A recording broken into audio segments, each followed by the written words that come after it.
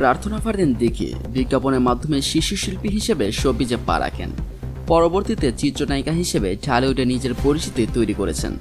বর্তমানে কয়েকটি সিনেমার অভিনয় করেছেন তিনি।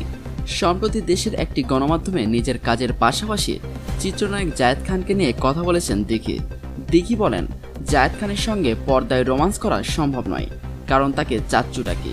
এদিকে দিঘিকে নিয়ে সবচেয়ে বেশি গসিপ হয় নেটি দুনিয়ায়।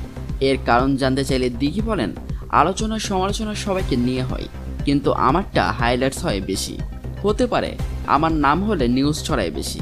আমি মনে করি আমার নামে একটা রিউমার রয়েছে, সেটাকে পুঁজি করে অনেকেই টিআরপি পাচ্ছেন।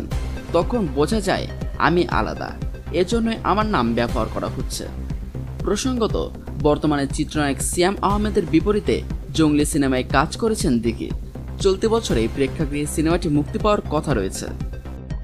আপডেট নিউজ সবার আগে পেতে নিউজ ইনসাইডার বাংলা চ্যানেলটি সাবস্ক্রাইব করে আমাদের সাথে থাকুন।